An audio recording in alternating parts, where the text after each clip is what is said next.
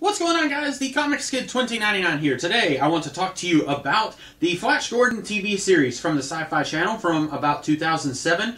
This has the actor who played Lana's boyfriend from Season 1 of Smallville. He plays Flash Gordon here. And this series, as I was watching it, a realization hit me. This is to the Flash Gordon franchise what Smallville is to Superman. And I think I would say that even if this didn't have an actor who was also in Smallville. The thing is, this lasted 22 episodes, like I said, and for roughly the first half of this series, most of it is set on planet Earth. And I am by no means an expert on Flash Gordon. I've never seen the movie. I've never read any of the old newspaper comics that he first appeared in. I read a couple of comic books here and there from the last 20 years, but I am vaguely familiar with Flash Gordon, but I'm not really an expert or a super fan. But the one thing that I know about Flash Gordon is that he and a couple of friends get stuck on this alien world called Mongo, and then they're trying to depose the evil ruler Ming. That is the premise. They are stuck on an alien planet, and then they have these pre-Star Warsian adventures on this world.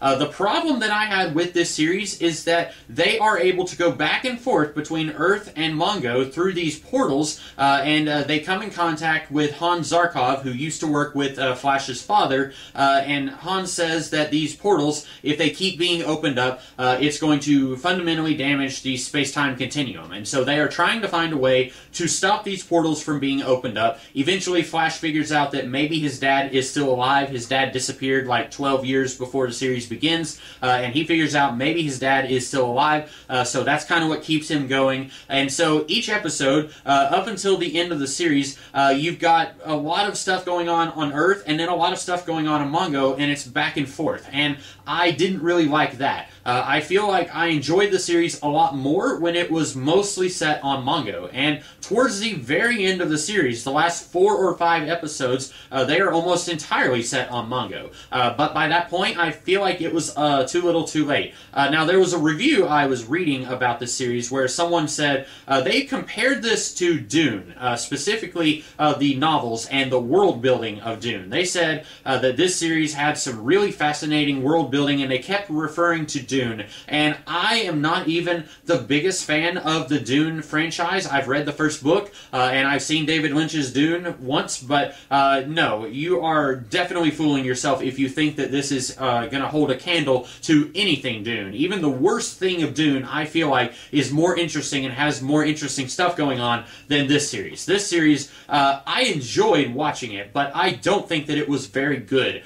Even the best parts of this series, at times, I felt like were pretty laughable. Also, I saw some people saying that because this didn't stay very true to the Flash Gordon mythology, where Flash is stuck on an alien world, that fans got upset. And I don't know if that's true for everyone else. It bothered me a little bit just because the stuff on Earth was really boring. I didn't care about Dale Arden's fiance and him and his misadventures. I'll get into that in a minute. I didn't care about that. I didn't care about Flash's mom finding out that there's this alien bounty hunter living at the house while she's gone. I didn't care about any of that. That stuff reminded me of the worst parts of Smallville. I just wanted to see fun space adventures. But the thing is, the average bear who watches this, I don't think they're going to be very familiar with the Flash Gordon newspaper comics from the 1930s. So I don't think they're going to care that this series isn't true to the Flash Gordon status quo.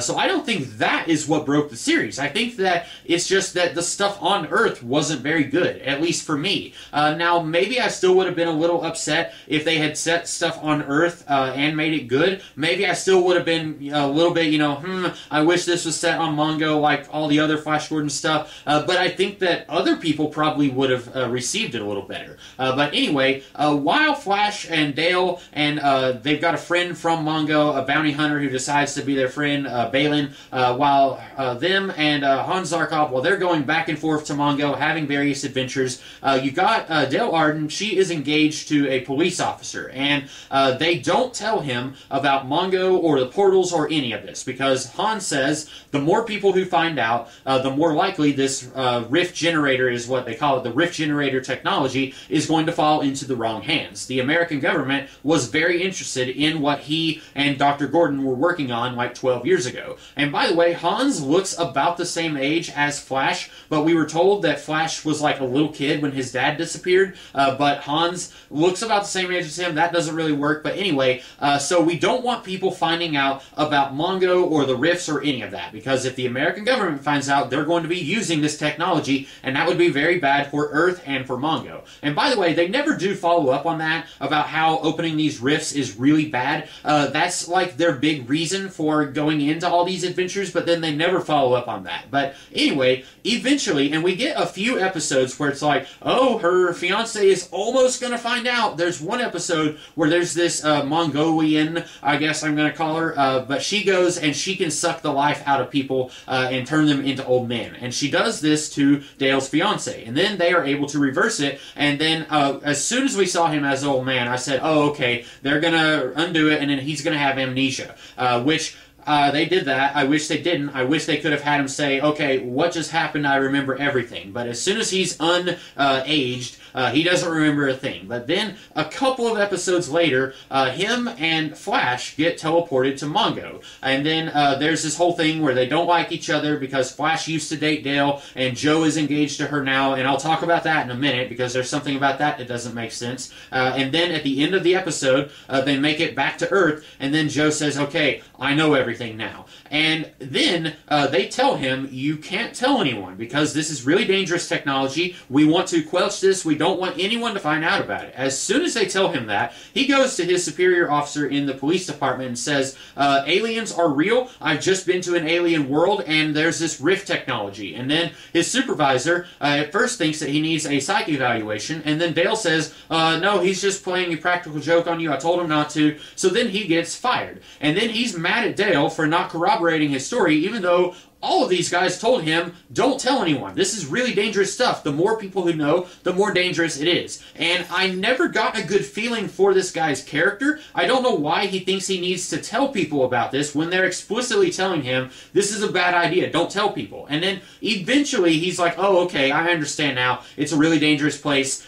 We don't need to... After his second trip to Mongo, where he almost died in the first trip, it's after his second trip where he says, yeah, I'm not going to tell anyone anymore. But there's one part where Flash is on Mongo, and something weird is happening with him. I don't remember what. And then he comes back to Earth, and Dale broke up with her fiance off screen, because her fiance is saying, you're keeping secrets from me, I don't like it. And she keeps telling her fiance, this is before he finds out about Mongo, she keeps telling him, I'm working with Flash Gordon on a story about the disappearance of his father. And then she says, can we just get past this? And her fiance says no, so then she breaks up with her fiance off screen. And then Flash comes back to Earth, and then his best friend, who I guess is kind of like the Pete Ross of the series, he's in like 3 episodes. I felt really bad for that actor. He's barely in the series at all. And again, I guess they don't want to tell everyone that they know about the Rift Generator stuff, but I felt really bad for his character and for the actor, because by the end of the series, this series has just completely forgotten that he exists, and also the actor probably thought he was going to have more to do here than what he did. He had like 1 episode where he got to do some fun acting, but felt really bad for that guy. But anyway, he tells Flash, oh, Dale broke up with her fiance. And then Flash doesn't really act on it. But then later on, we see Flash and Dale, they are investigating where they think a portal has opened up, and are kind of cutting up and laughing. And then her fiance walks in and says, oh, so this is why you couldn't meet with me. And then we find out, apparently, they're not broken up. But there was like 2 or 3 episodes where we were told that these two had broken up. And then at one point, Flash, he was poisoned with something, and then Dale had to administer the antidote, and so she put it on her lips, and she kissed him, and then later on, they have been, truth serum has been administered to them, and then in order to test its effectiveness, she asks Flash, who's a better kisser, me or Princess Aura? And Princess Aura in this show is the daughter of Ming the Merciless. I don't know if she is a character in other things, and if she is, I don't know if she is Ming's daughter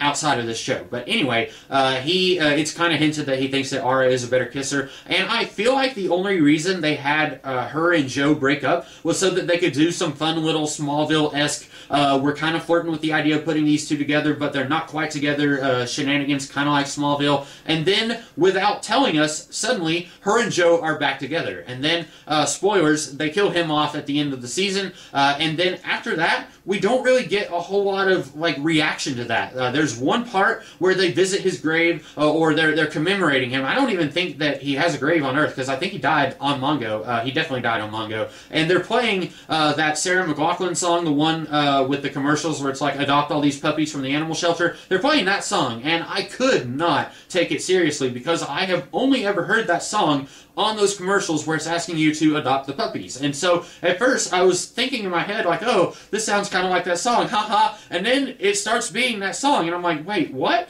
But anyway, there's that scene, and then the rest of the series, everyone is pretty much okay. They're not acting like someone that they knew very well has died, and so that's a thing, I guess. Anyway, by the end of the season, by the end of the series, we find Flash's dad. The mom has been brought to Mongo, and then they jump through a portal back to Earth, and then everyone else is ready to go back to Earth except for Flash's friend, who's a bounty hunter from Mongo. And then these terrorists come in and they start shooting up the place. Nobody gets shot, but the machine that they were going to use to teleport back to Earth gets completely destroyed. And then Han says, there's absolutely no way we can make it back to Earth. And I feel like that should have been the ending of episode 1.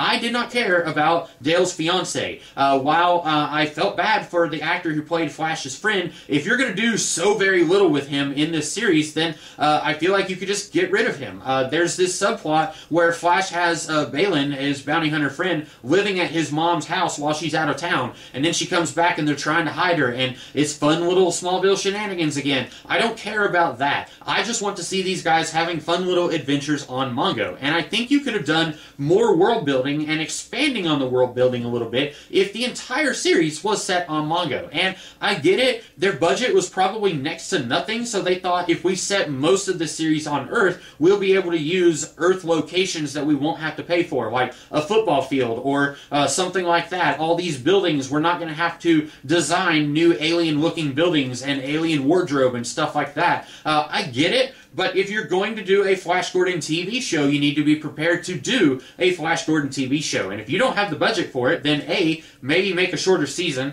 And that might not have been an option in 2007. That's definitely more of a thing now. You have like Cursed on Netflix was 10 episodes. The Marvel Netflix shows were 13 episodes. Stranger Things, I don't remember how many episodes. Game of Thrones had pretty short seasons. So nowadays, I think you could do that. Back in 2007, maybe not, but I think you could set a precedent. I think these guys could have maybe said, hey, is there any way we could be like a mid-season replacement, have a shorter season, and then we could use our funding on the sets and kind of have everything be set on Mongo. I would have been fine with shorter seasons, but anyway, they didn't do that. Also, a lot of the world building and stuff that's going on Mongo, it feels like they're juggling so many balls that at one point I feel like they were 100% sure they were going to get a second season, and then they didn't, so they had to wrap everything up.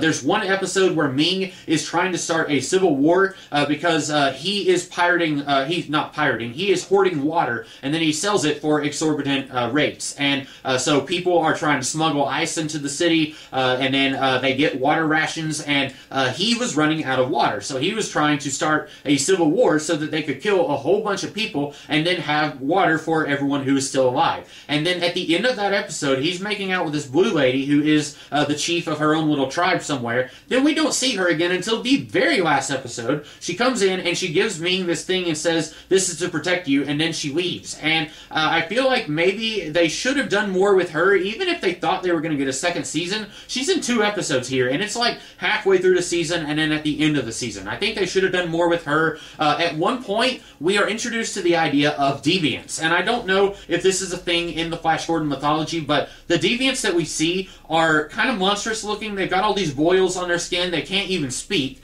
And then the twist ending of that episode is, oh, this deviant is just like a human. She just wants her baby. They're not that different from us. And then the next time that we see the deviants, they do look like us. There's one guy who is the leader of the deviants, and he's got like a scratch under his ear, and that's like what sets him apart from the non-deviants. And I have no idea how the process is of saying this baby is a deviant, we've got to get rid of it, or when Ming comes along, we've got to kill it. I have no idea what that process is like. If it's like, you know, I have a mole on my arm, does that make me a deviant? Like a skin blemish, that makes me a deviant? Or is it something else? Because some of the deviants, like, it's hinted that Reichel, who is Ming's right-hand man, it's hinted that he has a flipper for a foot, and he rides around on this little hoverboard thing. We never see it because he's wearing robes, so I guess that makes him a deviant. And he's also a cyborg, but I think that's just a separate thing. But then this other guy, he just has like some scratches on his face. Is that why he's a deviant?